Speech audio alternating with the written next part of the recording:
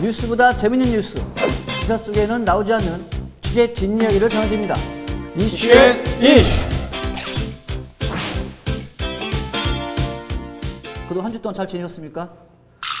뭐 맨날 첫 번마다 이렇게 서머서머한데 우리 노수정 기자 2주 만에 나타났어요. 제가 한 2주 동안 안 나왔는데 보니까 저희 후배가 굉장히 방송을 잘 하셨더라고요. 우리 스컬리 노수정 기자 2주 동안 무슨 일 있었는지 다크서클이 쭉 내려왔어요. 이호준 기자 어땠어요? 지난 한 주 정말 뭐 어떻게 보면 지난 회차 방송이 이호준 기자 특별 스페셜이다 이런 말 썼는데 특집인 줄 알았어요. 우리 김은호 지사님 7대록 때문에 아주 큰 회자가 됐어요. 어떻게 보냈어요? 어떻게 도청 출입 가능한 거예요? 지금 계속? 방송이 어마어마했죠. 피디님 여기 클로즈 좀 해주세요. 여기 지금 스트레스로 인한 근육통이 이제 대뇌 전두엽과 이제 지금 그 추기를 받아가지고. 잠을 많이 잔 거 아니야? 뭐 아주 그냥 한 주 동안 그 이슈를 위해서 제가 그 욕을 많이 먹었죠. 욕은 제가 먹고 연봉은 뭐 다른 분이 올랐다는 소문이 있어요. 시청률이 많이 올라가지고. 이 방송 때문에요? 욕은 제가 먹고 연봉은 누가 올랐다는 소문이 있어요. 뭐 최모 씨의 그 기자분이. 알겠습니다. 난 명현 기자잖아, 명현 기자. 내가 뭐 크게 좌우하지 않으니까 걱정하지 말고. 아무튼 그것 때문에 회자도 많이 됐고 뭐 이슈가 많이 됐고 저도 전화 많이 받았어요.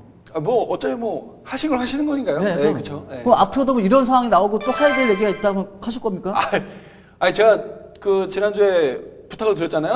앞으로 3개만 더 해달라. 뭐 3개 해주시기만 하신다면 제가 바로 여기서 이 자리에서 바로 공개해드리겠습니다. 3개. 예. 자, 지난 한 주 좀 뭐 큰 사건 먼저 정리를 해볼게요. 정리해볼게요. 우리 지난 한 주 어떤 일이 있었을까요? 그래서 뭐 지금 올해 초에 이제 전국을 뜨겁게 달궜던 우리 세계 초일류 기업 삼성에서 불산 누출 사고가 있었는데. 그렇죠. 바로 얼마 전에 또 삼성에서 또다시 96일 만이었어요. 이제 3달, 4달 이제 만에 바로 이제 또 불산이 또 누출이 되는 바람에 협력업체 관계자 3명이 지금 다쳐서 입원 치료를 받고 있는 상황입니다. 정말 좀 뭐 시민들 반응이 다 그렇더라고요. 아니 처음은 그럴 수 있다. 근데 또 두 번이 그것도 초일류 기업이라는 삼성에서 이런이 또 있을 수 있냐. 이런 좀 안타까운 말들이 많았어요. 근데 그 안에 재밌었던 게 노수정 기자가 기사 썼던 걸 알고 있는데 이거 사고가 된 경위가 좀 의혹이 있다. 이런 말이 있었죠. 그러니까 지난번 같은 경우에는 하루가 지나서 신고를 했었거든요. 근데 이번에는 늦장 신고하다는 말이 있었죠. 예, 근데 이번에는 3시간 만에 신고를 해가지고 그래도 지난번보다 빨라졌지만 그래도 늑장이다 이런 이제 비판 기사가 나오는 와중에 저희가 확인을 해보니까 사실은 그 삼성 쪽에서 뭐 도나 이런 유관기관에다 신고를 하기 전에 도 공무원이 그 현장에 나왔었더라고요. 어떤 현장 점검을 하기 위해서 나왔는데 사고가 나서 알고 간 게 아니고 그냥 현장 점검을 하는 거예요. 현장 점검을 하러 갔는데 깜짝 놀란 거죠. 거기서 이제 삼성 관계자가 사실은 오전에 오늘 불산이 누출돼서 3명이 다쳤다. 이미 그거 들었을 때는 이미 2시간여, 3시간여가 지났을 때죠. 3시간이 지났을 때죠. 그래서 이제 공무원들은 사색이 돼가지고 이제 보고를 한 거고 이제 뒤늦게 이제 삼성 쪽에서 기관에다가 전파를 하게 뒤에. 예. 그러면 이거 만약 공무원이 안 갔으면 또 묻힐 수도 있었어요. 도청 그런 의혹이 예, 있는 거죠. 예, 뭐 묻힐 수 그런 있었던 건 의혹이 우리 있죠. 생각이겠지만 그런 의혹이 있는 거죠. 근데 삼성 측은 뭐라 그래요?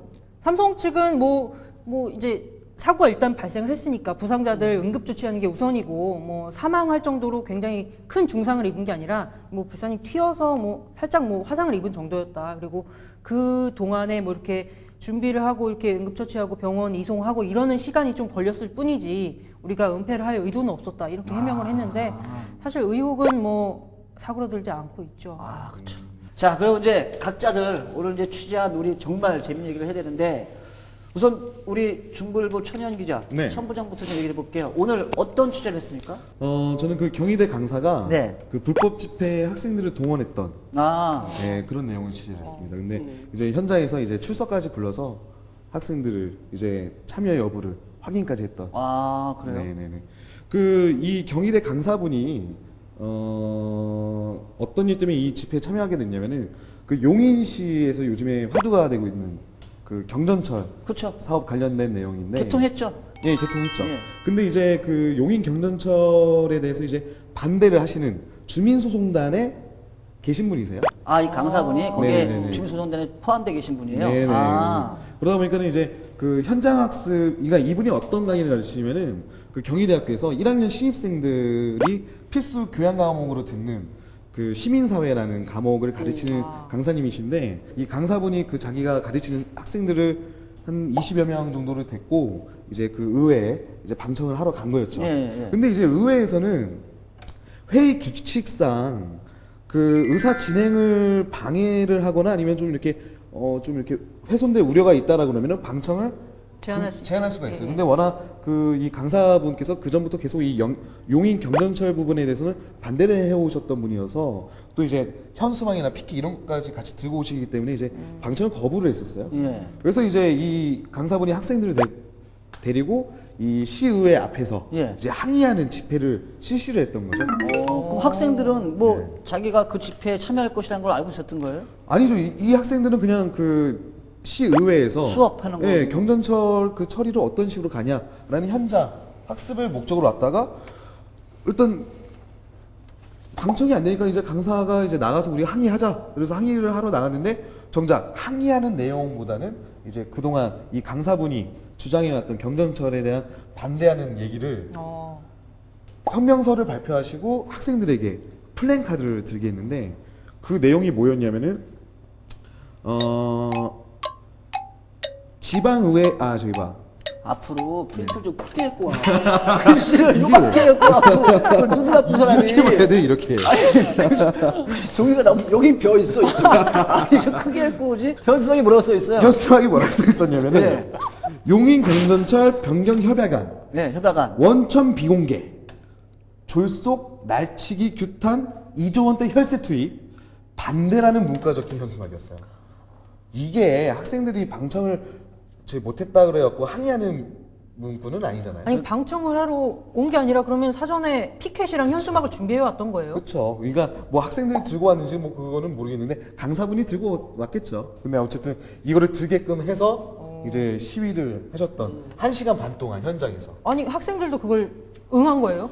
일단 강사가 시키니까 강사가 시켰대요. 이렇게 구호 외치라 그러면 이렇게 외치고 이렇게 해서 학생들이 이렇게 구호까지 외치는. 지금 뭐 그 부분까지는 기사가 중불부에 나왔던 기사 부분이고. 네네네네. 뒷얘기가 어떤 게 있을까요? 이제 뒷얘기로는 뭐가 있냐면은 이 학생들이 현장에서 어쨌든 그 항의를 하는 시위를 했는데 어쨌든 1시간 반 동안 이루어졌던 거잖아요. 네. 근데 이제 이게 어찌됐든 간에 집회 성격을 갖고 있는 거기 때문에 집회 신고를 했어야 됐어요. 그렇겠죠. 네, 근데 이제 집회 신고를 안 하고 하다 보니까 이제 불법 집회가 된 거예요. 그래서 이날 현장에 경찰들이 나와서 학생들 사진을 찍어왔어요. 체증이라고 하죠, 체증. 그렇죠. 체포 증거 자료 뭐 이렇게 네. 해가지고 이제 사진을 찍었는데 이 자료가 보통 1년에서 3년 정도 자료가 남아요. 그래서 나중에 그러니까는 경희대학교라고 하면 사실 우리나라에서 명문대학교잖아요. 그렇죠. 학부님들은 정말 뒷바라지해서 우리 네. 아이를 이렇게 학교 잘 보내갖고 이제 갓 20살 된 네. 우리 새내기 아이들인데 학교에 가자마자 체증을 잡혔다. 예. 그 이걸 알고- 아이들은 앞으로 3년 동안 경찰 정보과나 이런 쪽에 리스트나 이런 것들이 다 남아있는 자료가 거예요. 남아있는 거죠. 학부모가 알게 되면은 정말 가슴 칠 일이죠. 실제로 그래서 경찰 조사도 받고. 예.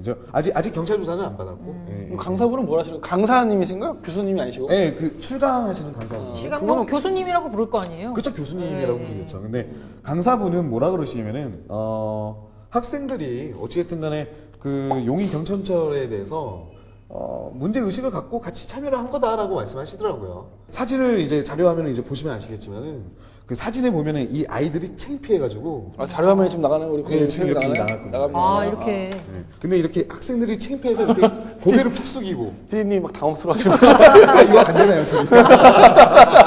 된답니다. 네. 근데 학생들이 이게 보통 시위 현장 가시면 잘 아시겠지만은 그렇죠. 으쌰으쌰 해갖고 막 네. 이렇게 자기의 주장을 외치고 하시잖아요. 그렇죠. 근데 이건 학생들이 뭘 해야 될지 모르겠고 너무 창피한 거예요. 막 사진 찍고 하는데 이 20살밖에 안 된 친구들이에요. 네. 다 창피해서 고개를 이렇게 숙이고 있는데 그게 너무 안타깝더라고요. 네. 네. 취재 과정에서 또 뭐 그쪽에서 전화가 왔었다며 강사분도. 저한테 이제 전화가 왔어요. 전화가 와서 이제 협박 전화? 이제 취재가 협박전화는 아니지. 취재하고 이제 한참 기사를 이제 마감을 하고 있는데 이제 전화를 하셔가지고 이제 저한테 간선 기자시냐? 관선 기자? 그러니까 네. 용인시 입장을 너무 배분하는 거 아니냐? 네, 그러더니 저한테 용인시 경전철에 대해서 어떻게 생각하시냐 이랬는데 저는 수원시청 출입거든요. 용인시 간 적이 없어요. 에버랜드 말고는 간 적이 없어요, 용인시는. 저 보시면서 저는 관성기자가 아닙니다 이러시니까 저도 아니에요. 네, 저도 관성기자가 아니에요. 아, 저 기자. 기자. 네, 저도 아니에요. 목 아프고. 네, 저 아니에요. 네. 아, 근데 어찌됐든 간에 그렇게 생각해요. 뭐랬든 간에 그 강사분이 본인이 이제 소속돼 있는 그 입장을 대변하는 일에 학생들을 동원했다는 것 자체가 그렇죠. 말이 앞뒤가 안 맞아서 저는 그거를 지혜를 하고자 했던 거지. 뭐 용인 경전철이 네 선거 잘잘못을 잘한다. 가리자는 게 아니죠. 거기에 대해서 네. 저는 별로 이렇게 따지고 싶지는 않았어요. 네. 이 내용에 대해서는. 어찌됐건 이건 팩트는 그런 것 같아요. 그러니까 그분이 용인 경전철 주민소송대에 포함되어 있으니까 자신의 의견을 피력하고 그런 것들은 뭐 가능하지 하는 것은 뭐 문제가 있지 없지만 거기에 학생들이 참여했다는 그 팩트가 좀 문제가 있지 않았나. 그렇죠. 자, 우리 노수호 기자 2주만에 왔는데 정말 네. 기대돼요. 2주 동안 정말 많은 얘기를 갖고 있었을 것 같은데 충격적인 얘기 있을 것 같은데 어떤 얘기 준비해 왔어요? 아, 오늘도 우리 다크서클까지 있으면서. 예. 오늘 정말 충격적인 얘기를 갖고 왔는데요. 사실 정말 사회가 많이 흉악해진 것 같아요, 정말. 근데 제가 갖고 온 얘기는 오늘 뭐냐면, 화성에서 80대 노인이 이웃에 사는 여자 초등학생을 성폭행하고, 이제 강제추행하고, 이렇게 상습적으로 애를 괴롭힌 사건이 있었어요. 그래서 이제, 재판에 결국에 넘겨졌는데, 혐의를 부인한 거죠, 이제 이 할아버지가. 아니, 그러니까 나는, 예. 80대 어르신이라고요? 예. 그 상대는 초등학생 아이이고. 초등학생이죠. 예, 12살. 그리고 할아버지는 우리 나이로 이제 85세가 되신 할아버지인데. 근데 이게 재판이 문에 됐겠지만 일단 재판에서는 혐의를 다 부인했어요? 혐의를 부인을 했는데 그 초등학생이 이제 진술이 굉장히 구체적이었어요. 이 할아버지한테 내가 어떻게 그 피해를 입었다 이런 것들을 구체적으로 진술을 했고 그런 어떤 증거가 있어서 그게 다 인정이 돼가지고 징역 5년형을 받고 이제 할아버지는 수감이 된 상태인데 이제 그거까지는 보도가 됐는데 그 이후에 네. 이면의 얘기가 좀 있었어요. 어떤 얘기가 있죠? 재판에서 이제 보면 할아버지가 굉장히 고령이시잖아요. 굉장히 부인을 그렇죠. 하시면서. 예, 예, 예. 예. 근데 재판에서 저도 그 할아버님을 처음 뵀는데, 80대 노인으로 전혀 보이지 않는 거예요. 건강하시군요. 예. 약간 머리도 이렇게 약간 희끗희끗 하시기는 하는데, 몸이 약간 좀 탄탄한 스타일이시고, 키는 좀 작으시지만, 전혀 그렇게 나이가 안 보이시는 거예요. 그러니까 네, 근데. 본인은 재판에서, 나는 나이가 너무 많아서, 나는 생물학적으로 그런 걸 할 수도 없다 이렇게 주장을 한 거죠. 이제 신체 감정을 받아들여 달라. 그러니까 나는 사실 그런 행위를 할 수가 없으니 네. 내 몸이 어떤지 검사해달라. 네. 그러니까 당연히 나는 그런 몸이 되지도 않으니까 그 공소 사실 전체가 다 허위다, 거짓이다. 아예 아이와 관계가 없었다. 네, 네. 아이가 거짓말을 하고 있다는 식으로 아이를 이제 그렇게 호도를 한 네, 거죠. 그 재판부에서는 어떻게 했어요? 근데 아까도 얘기했듯이 그 아이의 그 속옷에서 할아버지의 DNA가 검출이 됐어요. 네. 공소 사실에 나온 걸 보면 단 2달 동안 성폭행을 한 번 하고 강제추행, 그러니까 유사성행이라고 하죠. 그러니까 강제추행을 굉장히 몹쓸 짓을 한 건데 그 4번을 그러니까 2달 동안 5번에 걸쳐서 그 아이를 이제 못 살게 군 거예요. 모텔도 데려가고 모텔도 데려갔어요? 네, 모텔도 애가 이제 소풍 갔다 오는데 그걸 그 정류장에서 애를 데리고 이제 모텔 가고. 예. 그런 게 있었는데 문제는 뭐냐면 할아버지는 전혀 나는 그런 사실이 없다. 우리는 그냥 우정을 나눴을 뿐이다. 우정? 예. 80대 어르신과 네. 10대 초등학생이 우정을 네. 나눴다? 어떤 이런 그 신체적 접촉이 전혀 없었다고 부인을 한 거죠. 아니 무슨 역사 선생님이야. 뭐 아니, 우정단어. 그 5년이면 너무 적은 거 아닌가요, 형량이? 그러니까 5년이 선고된 이유가 검찰에서는 10년을 사실 선고해달라고 요구를 했어요. 근데 재판부에서는 성폭행 1번, 강제추행 4건, 이 5건에 대해서 형량을 정해야 되는데 일단 성폭행 1건에 대해서는 무죄를 선고했어요. 왜냐하면 검찰이 몇 월, 며칠, 몇 시에 성폭행을 했다. 이거에 대해서 이제 형량을 선고해달라 이렇게 공소사실을 적었는데 성폭행했던 일시 장소로 지목했던 장소에 할아버지가 없었고 그런 알리바이가 네, 알리바이가 입증이 입증이 안 된 됐구나. 거예요. 그러니까 거기에 대해서 당연히 무죄가 선고됐고 나머지 추행에 대해서는 전부 다 이제 애가 너무 경험해보지 않고서는 도저히 말할 수 없는 얘기를 어린 초등학생이 얘기를 했다는 거에 대해서 재판부는 애의 이제 말을 믿은 거죠. 노 기자는 또 여성이기도 하고 재판장이 직접 봤을 거 아니에요? 네. 느낌이 좀 어땠어요? 참 많이 연세가 많으시긴 하지만 참 많이 뻔뻔하다 이런 생각 많이 했죠. 그리고 아니 명백하게 증거가 있는 상황에서 그러니까 그 재판 과정에서 드러난 게 할아버지 뭐 나 이랬다는 걸 그 친구들이 알게 됐어요. 이렇게 문자 메시지 보냈어요. 할아버지한테. 예, 피해 아동이 보내니까 할아버지가 아니라고 잡아떼라. 이렇게 문자를 보낸 것도 있고 그런 여러 가지 정황 증거들도 굉장히 많았어요. 근데 할아버지는 결론적으로는 징역 5년도 너무 과하다. 나는 무죄다. 이렇게 주장하면서 지금 항소를 한 상태고요. 네. 뭐 어찌됐건 좀 씁쓸하고 안타까운 사건인데 우리 아까도 말했지만 그 어르신 가해자는 가자고 우리 아이가 좀 어떻게 빨리 좀 안정을 찾았으면 하는 바람이 좀 있네요. 그렇죠. 네. 네. 뭐 이제 좀 또 다운되는데 우리 노수 기자만 너무 다운돼. 음악을 좀 까주세요. 음악을. 아니 저희는 뭐 이렇게 다들 한 번씩 생각해봐야 되는 문제를 이렇게 맞습니다. 가져오고 맞아요. 있어요. 아주 예. 맞습니다. 우리 이제 지난주에 아주 스페셜을 찍었던 이호준 기자. 아유, 요주 그 노수정 기자님이 이런 그 좀 무거운 이야기를 준비하실 줄 알았으면 좀 가볍고 좀 재밌는 것도 망원 같은 거 좀 준비할 거 그랬는데 오늘 저도 좀 무거운 걸 준비해가지고 어떤 걸 준비했어요?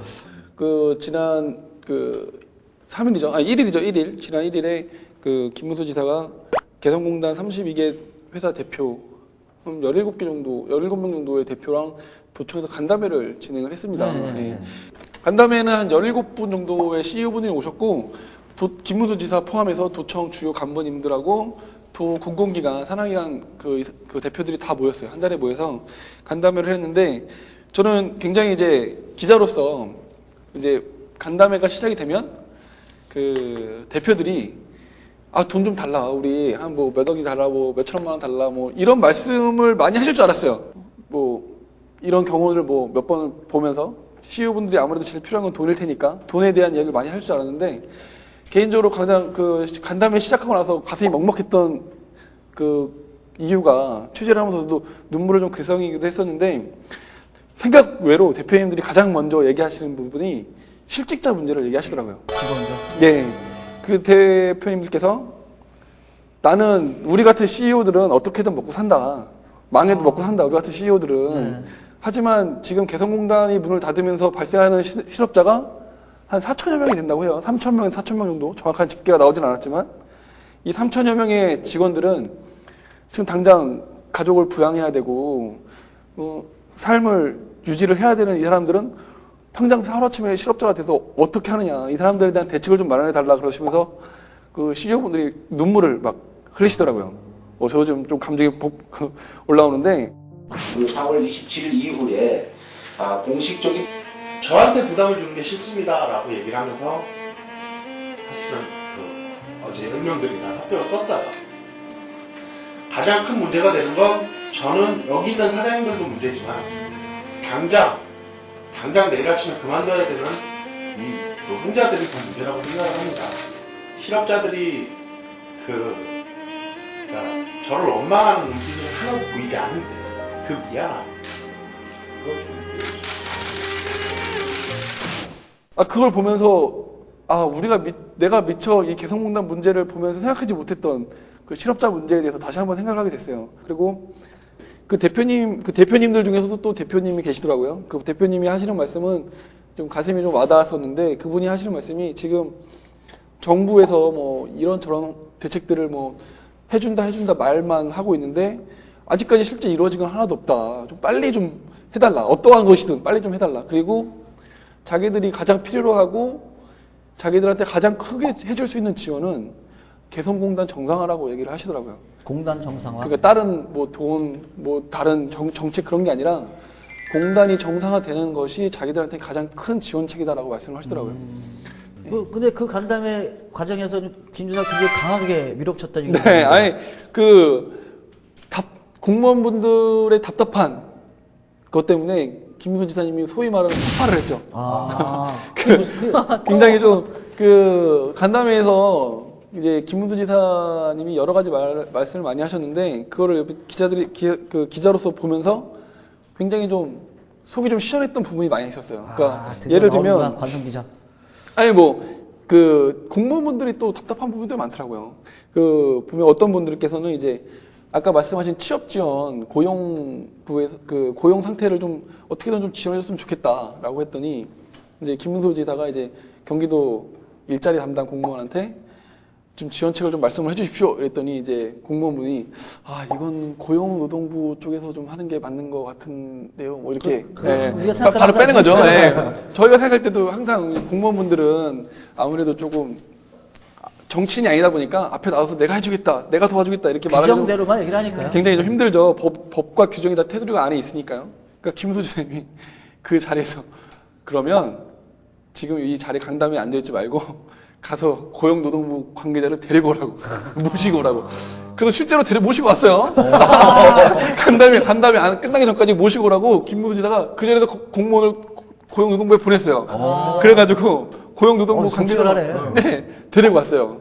그래서 기업인들이 막 박수 받치를 또 한번 받았었고요. 또 어떤 분이 있었냐면 이제 자금 지원을 받는데 여러 가지 지원 조건이 까다롭다. 기업 대표들이 뭐 하소연을 하셨어요. 그래서 김문수 지사가 또 이제 그 신용 대출을 담당하고 있는 우리 공무원분들한테 지원할 수 있는 방법을 좀 말씀해 주십시오. 이렇게 얘기했더니 또 이제 말씀을 하신 거죠.